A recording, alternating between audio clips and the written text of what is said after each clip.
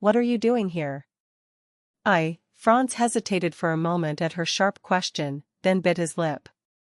Alizia quickly grabbed the plunging neckline of her dress, unintentionally pressing her hands to her chest.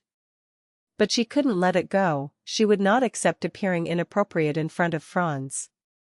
She had to appear as an ideal princely wife in his presence, even though she was very angry with him for his sudden entry. She took a deep breath, then said in a calm voice, I came to the palace as your wife, but the wedding has not taken place yet. Get out now. I swallowed those harsh words with difficulty.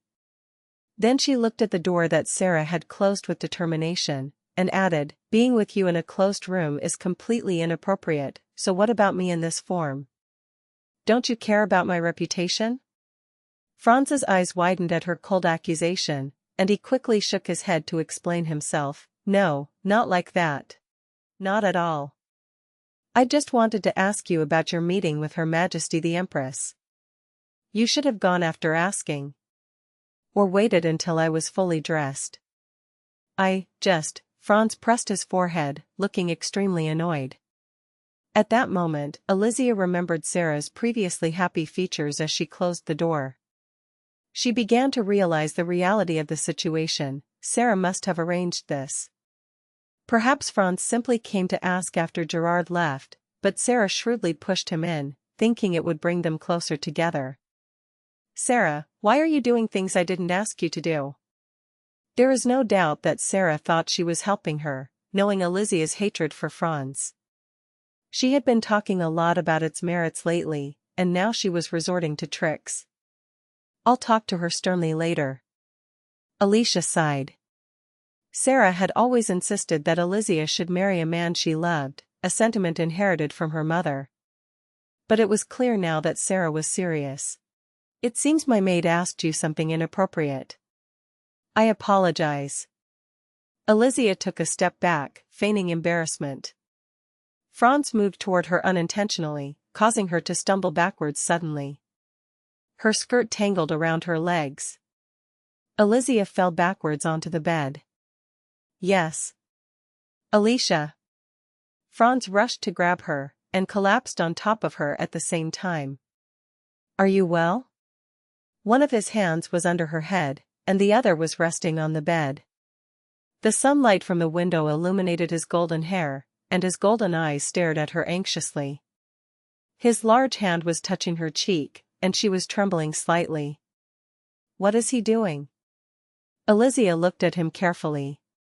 He seemed afraid, of what? She didn't know. Before she could think further, Franz spoke in a low, sincere voice, Don't run away from me. Stay with me, always. Hearing his desperate voice, Alizia closed her eyes tightly. Was he afraid I would leave him? She opened her eyes slowly, and looked to the side. Franz was not himself. His look, filled with emotion, confused her. He was staring at her body with obvious concern, as if he feared he had hurt her, despite his huge body. Are you hurt somewhere? His voice stopped suddenly when his eyes fell on her exposed neckline. He quickly became confused and looked away. You look fine. Yes, thanks to you, Alizia answered coldly as she sat down. Franz immediately backed down. The bed moved slightly due to their movement, but neither of them moved further. Alizia was still trapped between his strong thighs, facing him in an awkward position. Franz was on his knees on the bed, staring at her intently.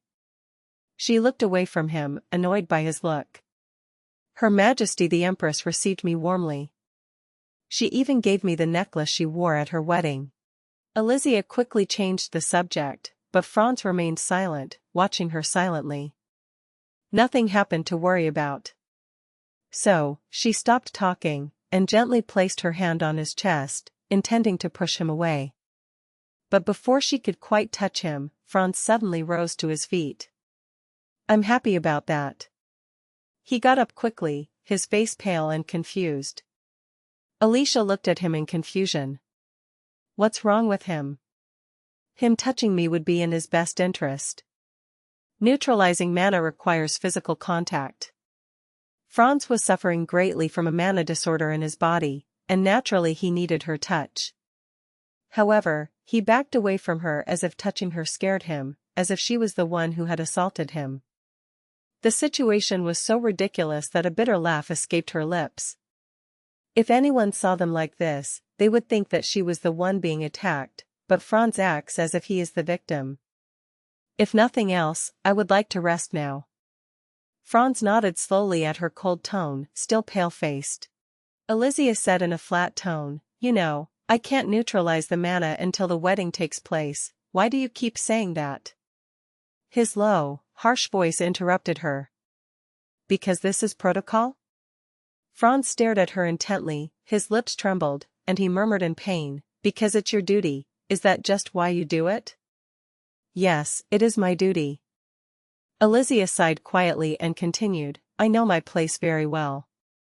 I am just a tool to neutralize your mana. I will not ask for love. I will not disturb you, so you can rest assured. That doesn't worry me." He remained standing stiffly until she finished speaking, then he said, "What worries me is, Liz, that you might." Franz clenched his fists tightly. Elysia was silent, waiting for his words. Finally, after taking a deep breath, he forced himself to utter, "To hate me." His golden eyes were pleading with her emerald ones. "That's what I fear. That you will despise me." Elysia's hand trembled as she adjusted the collar of her dress. Then she quickly turned around and whispered in a low voice, "You are worrying unnecessarily." "Unnecessarily? I am your wife. How could I dare to hate you?" She turned her face away from him, but he approached her quietly, gently held her chin, and turned her face toward him again. His gaze was filled with longing. "So, Alicia," he leaned closer to her, his warm breath touching her lips. As for his other hand, it held her shoulder gently, and its heat was like flames on her skin. "I'm the one who's supposed to be the fire, not him. So why?" Franz was always cold, she had never felt warmth from him before. But now she was surprised by his heat, so she lowered her gaze, and his lips moved closer. "Prove to me that you don't hate me." His lips approached very gently. His hand moved from her chin to stroke her cheek, his fingers touching her trembling eyelashes. "If you hate me, push me away." Elysia stared at his close lips, then slowly closed her eyes.